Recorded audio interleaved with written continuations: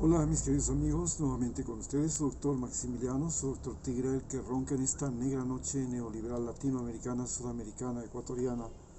prolongada 4 años más en Ecuador, mientras que en Colombia se vive lo que se llamaríamos la colombianización, que es la protesta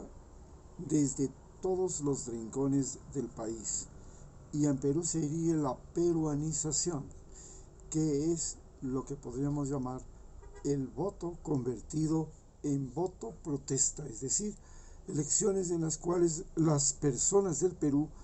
eligieron a aquel que estaba en el contrasistema, a alguien que no era de Lima, que no era rico, que no estaba en un partido de los tradicionales. Esta es la particularidad de la que estamos en la que estamos inmersos hoy.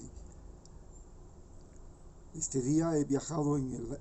trolebús para ir a dejar a mi nieta en un curso vacacional de pintura. Y al subirme al trolebús pude constatar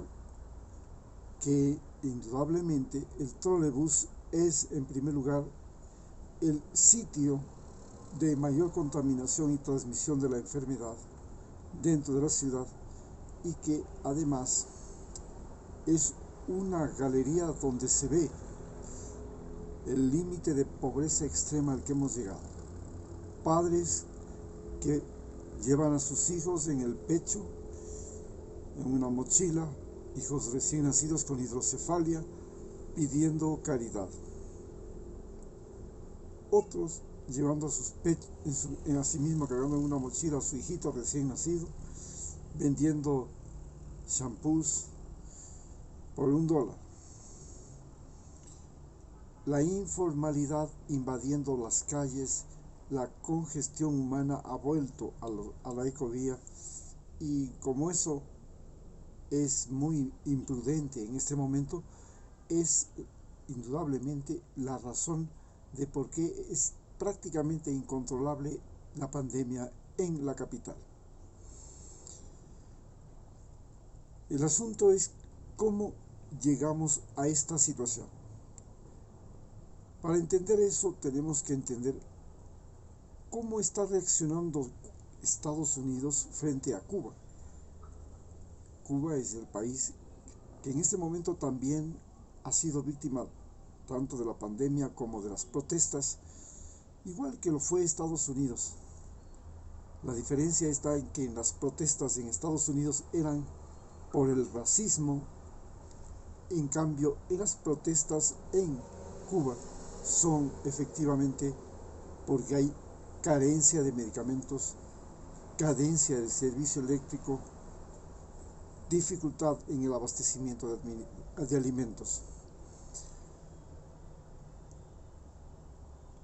¿Cómo llegamos los países latinoamericanos a esta situación en la que nos convertimos en el espacio geográfico donde la pandemia ha hecho más mella, ha producido más muertos, más enfermos, ha producido la peor crisis económica del mundo, ha producido países donde la violencia fuerza a la gente a abandonar sus países, donde los bloqueos económicos como el que se hace a Venezuela han producido un impacto terrible, generando una enorme migración que invade América Latina y ahora invade Estados Unidos. Estados Unidos desde hace 200 años ha creado en América Latina algo completamente diferente a lo que ha creado en Europa o en los países de habla inglesa, como los países de Oceanía, estamos hablando de Nueva Zelanda, de Australia o en Canadá. Porque a esos países, tanto los de Europa como los de habla inglesa, no los convirtió en lo que somos ahora, los lugares donde la desigualdad, la violencia y la corrupción campean. ¿Por qué le era beneficioso a Estados Unidos crear países corruptos, violentos y desiguales? La famosa libertad norteamericana es algo de lo que ellos pueden presumir, y pueden presumir los europeos y también los países de habla inglesa desarrollados. Pero la libertad en América Latina solamente es una ilusión que pende de la capacidad económica de cada individuo. Cuando usted no llega a ganar suficiente dinero, se acaba su libertad. Tiene que salir al trolebús con su niña que tiene hidrocefalia y apenas 8 mesecitos a pedir caridad y la comprensión de todos los seres humanos. Esto fue posible porque para Estados Unidos lo más importante no era la libertad de los latinoamericanos, y eso fue visible en Cuba, donde llegaron las empresas norteamericanas, se apropiaron de Cuba, y cuando Cuba les expulsó y los expropió sus bienes,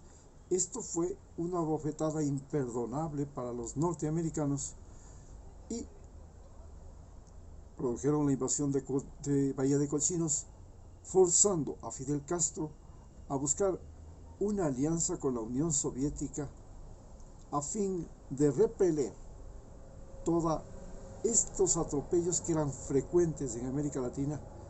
porque recordemos que Estados Unidos atropelló e invadió México y le quitó su territorio, atropelló e invadió Nicaragua repetidas veces desde 1853, poniendo dictadoras como las de los Somoza, atropelló Cuba y puso al dictador Batista, atropelló a Panamá y a Colombia, separando Panamá de Colombia y construyendo en él el canal de Panamá, que pasó a ser territorio norteamericano, no territorio panameño. Y atropelló en Chile, creó la dictadura de Pinochet, atropelló en Argentina, creó la dictadura de Videla, atropelló a todos los países de Sudamérica, entre esos Ecuador, creando el Plan Cóndor, y actualmente atropella a Colombia, Perú, Ecuador y Bolivia en la denominada guerra del narcotráfico, que nos obliga a invertir cuantiosos recursos económicos y a crear una policía y un ejército que son dóciles y serviles al Pentágono y a la Fiscalía, a la DEA de los Estados Unidos, pero lo que es más fácil para ellos es disparar y reprimir las protestas, matar a la gente, matar a cualquiera, al que le califican de guerrillero, narco o comunista. Esto fue posible porque para los norteamericanos nosotros no éramos países donde los seres humanos tenían las mismas condiciones que ellos. Teníamos una religión diferente, una raza diferente, un lenguaje diferente, y eso para los norteamericanos nos convertía en seres inferiores, lo cual, por supuesto, es completamente equivocado, porque los países de Hispanoamérica tenían educación, cultura, tradiciones 200 años más viejas que las de los norteamericanos. Sin embargo, hoy Estados Unidos se enfrenta al hecho de que nosotros, los latinoamericanos, no podemos vivir en nuestros propios países, porque los monstruos que fabricaron ellos, que fueron esos partidos políticos, esos politiqueros corruptos, esos narcotraficantes, esos militares atroces, disparan y nos amenazan a los ecuatorianos y a los latinoamericanos que vivimos en este territorio, y la única salida y escapatoria para librarnos no solo de estos que fueron impuestos, educados y formados en Estados Unidos, sino además de todos esos bandoleros,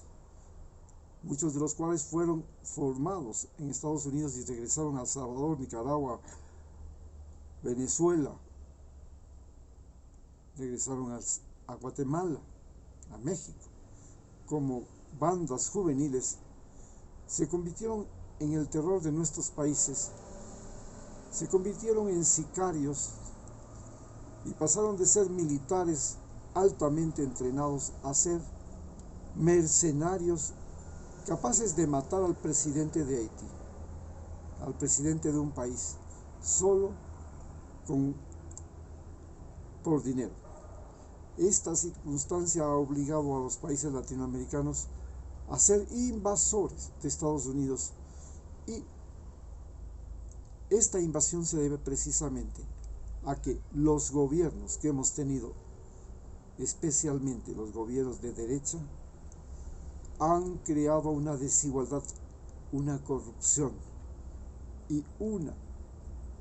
violencia dentro de nuestros países que le permite a Estados Unidos vender armas, mantener ejércitos, crear policías,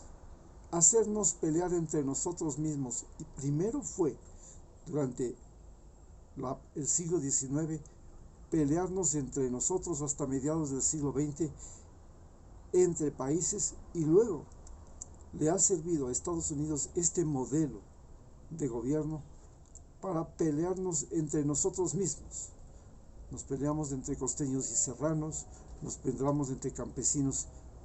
y ciudadanos y personas de la ciudad, nos peleamos entre obreros y patronos, y finalmente nos peleamos entre hermanos, familiares, amigos. Esto es lo que está forzando a que nosotros desocupemos estos países y nos veamos obligados a invadir Estados Unidos. Muchas gracias.